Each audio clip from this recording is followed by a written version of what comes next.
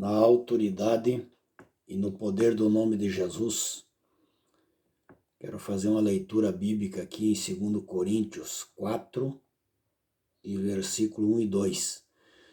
Pelo que tendo este ministério segundo a misericórdia que nos foi feita, não desfalecemos. Antes rejeitamos as coisas que por vergonha se ocultam, não andando com astúcia e nem falsificando a palavra de Deus, e assim nos recomendamos à consciência de todo homem na presença de Deus pela manifestação da verdade. Meus caríssimos e amados irmãos, vamos falar um pouquinho a respeito de pessoas relacionadas na Bíblia que foram usados de uma maneira extremamente grande por Deus e que nos deixa um legado e um exemplo a ser seguido. No livro de Gênesis, capítulo 41, versículo número 12 até o 38, a Bíblia nos fala de um homem chamado José. Para que nós entendamos, vamos mencionar aqui a vida de Abraão. Abraão gerou a Isaac, Isaac gerou a Jacó, e Jacó gerou 12 filhos. Entre esses 12 filhos de Jacó, tinha o primogênito de Raquel, que chamava-se José. E José foi vendido pelos seus irmãos, traído pelos seus irmãos, por ambição, por inveja, por orgulho, por soberba, porque ele era o mais apegado ao seu pai. Foi vendido pelos seus irmãos para uma caravana de ismaelitas, de mercadores, por 20 moedas de prata. E José foi levado ao Egito, vendido à casa de Potifar, e foi trabalhar na casa de Potifar como um escravo, um ajudante. E na casa de Potifar ele foi injuriado indevidamente, sem dever, sem nenhuma culpa, e por consequência disso foi preso.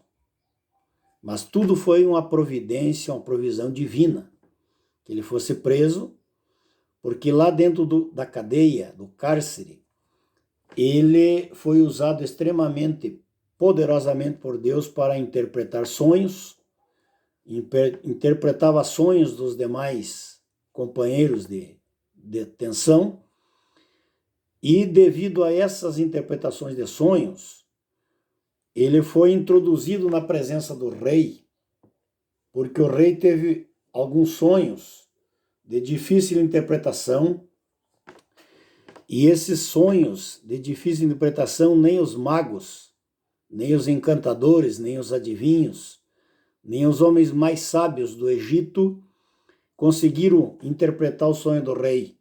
Mas José, como tinha o espírito do Deus dos céus, foi introduzido na presença do rei, interpretou os sonhos do rei e livrou a humanidade da morte, porque houve uma fome, uma escassez de alimento durante 7 anos, e devido a essa revelação que Deus deu a José, Deus usou José foi introduzido no trono como governador do Egito. E por consequência disso, usando a sabedoria do Deus Todo-Poderoso, ele armazenou alimento e livrou a humanidade da fome e da morte.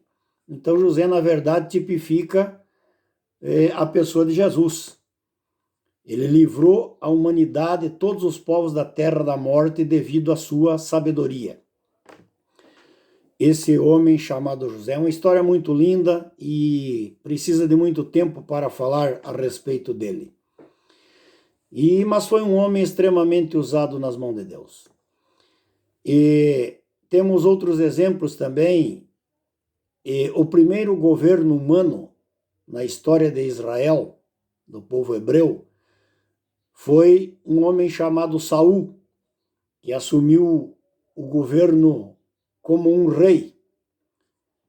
Está escrito no capítulo 9, versículo 6 do livro de 1 Samuel, e existia,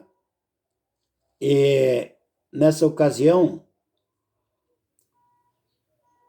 esse homem chamado Saul. Foi o homem que foi ungido por Samuel, o profeta, como rei sobre o povo de Deus. E também aconteceu um fato interessante no livro de Números, no capítulo 27, versículo 18. Existia um homem chamado Josué, o homem que sucedeu Elias no ministério, ou melhor dizendo, Moisés no ministério. Moisés passou o cajado, passou o ministério para Josué. E Josué era um homem extremamente usado, um general de guerra, um homem de Deus, cheio de sabedoria, de inteligência, tinha o Espírito do Deus do céu na sua vida, e era um homem que a Bíblia relata que era um homem que foi chamado, ungido, capacitado por Deus. Também um homem que tem uma marca muito grande na Escritura Sagrada. E existia também um homem chamado Elias. Em 1 Reis, capítulo 17, versículo 24, Elias, em um lugar chamado Serepta, aconteceu que houve uma morte de um menino, e esse profeta de Deus, usado extremamente por Deus, chegou na casa dessa viúva em Serepta e ressuscitou esse menino, demonstrando que era um homem extremamente usado, chamado, capacitado e cheio do poder do Espírito de Deus, tinha as marcas do Evangelho na sua vida. Ressuscitou um menino fazendo uma oração, um menino que já tinha inspirado. E Elias deixou também um sucessor chamado Eliseu. Eliseu, esse profeta, foi um homem extremamente usado, cheio do Espírito Santo, cheio da graça de Deus. E em 2 Reis, capítulo 4, versículo 9, capítulo 5, versículo 3, a Bíblia fala de alguns acontecimentos que aconteceu no ministério de Eliseu. Eliseu, ele chegou em um determinado lugar, e nesse determinado lugar tinha uma senhora viúva, tinha morrido seu marido, e ela tinha muitos débitos, muitas dívidas, e os seus credores vieram para levar o seu filho. E Eliseu, chegando a esta casa, disse: não, isso não vai acontecer. Vou fazer uma oração, Deus vai fazer um milagre, e você vai pagar a tua dívida, e Deus vai poupar o teu filho. Reúna vasilhas, vasilhames. Se você não tiver muitos vasilhames, vá aos vizinhos, consiga vasilhames. E perguntou a ela: o que você tem em casa? Eu tenho um bocadinho de azeite em uma vasilha. Traga esse azeite e traga as vasilhas, quantas tu puder. E Eliseu fez uma oração e começou a deitar azeite sobre aquelas vasilhas. E quanto mais azeite ele deitava sobre aquelas vasilhas, mais azeite multiplicava, e aquelas vasilhas foram se enchendo de azeite. E Deus fez um milagre muito grande da multiplicação daquele azeite, e essa mulher pôde vender aquele óleo, aquele azeite, e pagar a sua dívida, e com o restante viver por muitos e muitos anos. E também aconteceu um fato muito interessante. Na Síria, a Síria, existia um capitão militar do rei da Síria, chamado Naamã, e esse homem estava leproso. A lepra era uma doença incurável e uma doença que levava as pessoas a serem separadas da sociedade. Mas tinha uma menina na casa desse Naamã, que era hebreia e conhecia o profeta que morava em Samaria, e esse comandante militar já tinha gastado muitos haveres com muitos médicos e não tinha conseguido a cura para sua lepra. E essa menina disse: meu senhor, lá em Samaria, nas terras de Judá, existe um homem de Deus chamado Eliseu. Vai até lá e ele restituirá a tua saúde, restaurará a tua cura. E Naamã partiu para as terras de Israel e foi até Samaria. E Eliseu dissera a Naamã, mandou dizer a Naamã que ele mergulhasse 7 vezes no Rio Jordão, e quando mergulhasse pela 7ª vez do Rio Jordão, quando submergisse das águas, ele sairia das águas com a sua pele como a pele de uma criança. E assim aconteceu, porque Eliseu era um homem extremamente usado nas mãos de Deus, assim como seu senhor Elias. E desta maneira, meus irmãos, existem muitos relatos bíblicos de pessoas que viveram com Deus. A Bíblia fala no livro de Jó, o patriarca Jó, contemporâneo de Abraão. Jó morava na terra de Uz, e a Bíblia diz que na terra de Uz havia um homem cujo nome era Jó. Esse era temente, era reto, era um homem que apartava-se de toda a aparência do mal. Vivia uma vida de íntima comunhão com Deus. E a Bíblia fala desse relato desse homem chamado Jó. Era reto, era sincero, era temente a Deus e apartava-se inteiramente de toda a aparência do mal. Esses são requisitos que Deus ele requer do ser humano, de todos quantos querem lhe seguir e querem ser usados nas suas mãos com poder e autoridade. Jesus fez muitos milagres. O ministério de Jesus foi um ministério marcado por milagres. E o ministério de Jesus só se abrangeu e se proliferou e disseminou de uma maneira muito grande sobre a face da terra, porque foi marcado por muitos e muitos milagres. Jesus curava aleijados, cegos, mudos, surdos, mancos, ressecados, e libertava pessoas possuídas por legiões de demônios. E a fama de Jesus percorreu cidades e aldeias e todas as terras. E a fama de Jesus percorreu, por isso o ministério de Jesus foi um ministério marcante e cresceu, e até os dias de hoje ainda continua avançando em franco progresso. E Jesus dissera aos discípulos que aqueles que crescem era para levar o evangelho a toda a criatura, e aqueles que crescem fariam milagres até maiores do que aqueles milagres que Jesus fizera. E para cumprir-se essa palavra, o apóstolo São Pedro curava os doentes com a sua própria sombra, e o apóstolo São Paulo mandava lenços e aventais do seu corpo aos enfermos, e os enfermos eram curados, e os espíritos malignos fugiam e saíam das pessoas por causa do poder e a graça de Deus que havia no ministério, na vida e no ministério dos apóstolos. Então, Jesus quer que nós agimos desta maneira.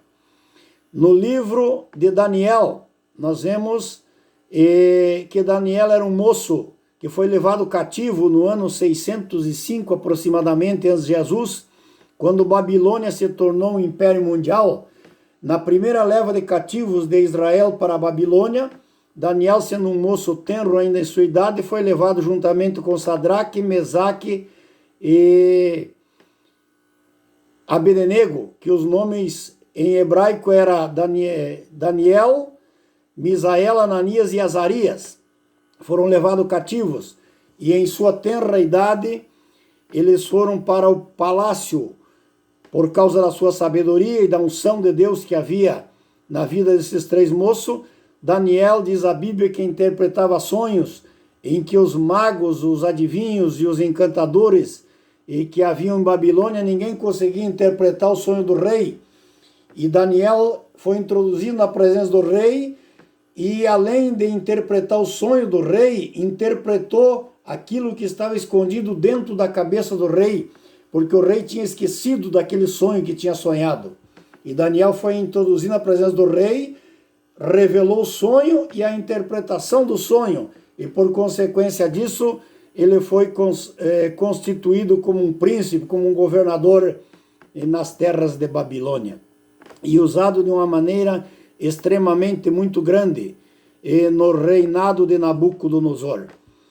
E assim consecutivamente, nós olhando para o livro de Lucas, vemos no capítulo 2, versículo 25, um homem chamado Simeão. Simeão era um homem que tinha o Espírito do Deus Todo-Poderoso na sua vida. Podemos ver esse relato também da mesma maneira. No livro de Lucas, capítulo 1, versículos 5 e 6, nós vemos Zacarias e Isabel. Também a Bíblia se referindo a eles como pessoas que tinham, que eram usados, guardados, protegidos e tinham o Espírito do Deus Todo-Poderoso sobre a sua vida. No Evangelho de João, o evangelista João, no capítulo 6, versículo número 9, a Bíblia fala sobre um acontecimento em que Jesus fez um grande milagre. E João chegou a Jesus e disse que existia entre eles um rapaz que tinha 5 pães e 2 peixinhos. E Jesus fez a multiplicação dos pães e dos peixes. E nessa passagem bíblica do Evangelho de João, capítulo 6, versículo 9, dando de alimentar para uma multidão muito grande, porque Deus era com ele. Quando Deus está na vida da pessoa, essa pessoa sempre tem algo de diferente, de bom, de marcante, de maravilhoso para oferecer para pessoas que andam em dificuldades, em necessidades, precisando de uma palavra amiga, de uma palavra divina, de ânimo, de esperança, de paz, que edifique, que transforme, que eleve o seu ego e que faça com que ele seja mais de um que o vencedor. Porque hoje nós vivemos uma época em que as lutas estão imperando sobre a terra, problemas, dificuldades, problemas financeiros, doenças e tribulações, angústias, perplexidades, aflições, e as pessoas muitas vezes entram em desespero. E precisa acontecer com que a igreja de Jesus, os obreiros de Jesus, as pessoas que têm Deus na vida, sempre tenham algo de bom para oferecer para a humanidade. A Bíblia fala no livro de Mateus, capítulo 5, versículo 14, Jesus disse assim para os seus discípulos: vocês são a luz do mundo e o sal da terra. E vocês são a luz do mundo e o sal da terra. No livro de Mateus, capítulo 12, versículo 33, Jesus disse assim: ou dizei que a árvore boa, ela dá os seus frutos bons, ou que a árvore é má e dá os seus frutos maus, porque pelo fruto se conhece a árvore. Então nós somos também árvores frutíferas, e as pessoas de nós devem se alimentar, devem colher frutos bons da nossa vida, devem seguir os nossos passos. O apóstolo Paulo disse: sejam meus imitadores, me sigam assim como eu segui Jesus, olhem para mim assim como eu olhei para Jesus, sigam os meus feitos assim como eu segui os feitos de Jesus. E agora, aqui em Mateus 12, 33, Jesus está dizendo: ou dizei que a árvore é boa e o seu fruto é bom, ou dizei que a árvore é má e o seu fruto é mau, porque pelo fruto você conhecereis a árvore. E um homem de Deus, a igreja de Jesus, ela é conhecida pelos seus feitos, pelos seus atos, pelas suas atitudes, pelas suas expressões, pela sua fé, porque a fé é a palavra que expressa ação. Nós devemos agir como agiu essas pessoas que eu aqui tenho mencionado a vocês na palavra de Deus. Em João 15 e 16, Jesus disse: eu vos nomeei para que vocês vades e deis fruto, e que o vosso fruto permaneça para sempre. Eu vos escolhi, vos capacitei e vos nomeei, e vos enviei para que vocês vão e deem fruto, ofereçam algo de bom para a humanidade, tenham sempre algo diferente espiritualmente, cura divina, uma palavra de ânimo, de esperança, de salvação, que restitua e que levante o ego das pessoas para que as pessoas tenham ânimo e esperança e vejam uma luz lá na frente para continuar a sua jornada, porque os tempos são pesados e os tempos são de grandes dificuldades. Na primeira epístola de João, capítulo 1, versículo número 7, Jesus disse: se nós andarmos na luz, como ele na luz está, nós temos comunhão uns com os outros, e o sangue de Jesus nos purifica de todo o pecado. Então, meu caríssimo e amado irmão, obreiro, igreja, em todos os segmentos da nossa vida, do mais alto degrau da hierarquia ministerial no ministério da igreja, até o mais humilde servo, eu quero te deixar esta palavra: sempre tenha coisas, sempre esteja com o teu vaso cheio, com a tua vida cheia como uma árvore frutífera, para que as pessoas se alimentem de você, consigam colher frutos bons da tua vida. Porque Jesus dissera: ou fazei a árvore boa e o seu fruto bom, ou fazei a árvore má e o seu fruto mau, porque pelo fruto se conhece a árvore. E nós devemos ser conhecidos pelas marcas do Evangelho, pelos frutos bons que existem em nossa vida, para que nós podemos oferecer para as pessoas, para o nosso próximo, para as pessoas que estão perto de nós e que precisam da nossa ajuda, nessa época de grande turbulência em que nós estamos vivendo sobre a face da terra. Deus que te abençoe, te guarde, te proteja e faça com que você seja um grande vencedor na autoridade e no poder do nome de Jesus, nosso Salvador.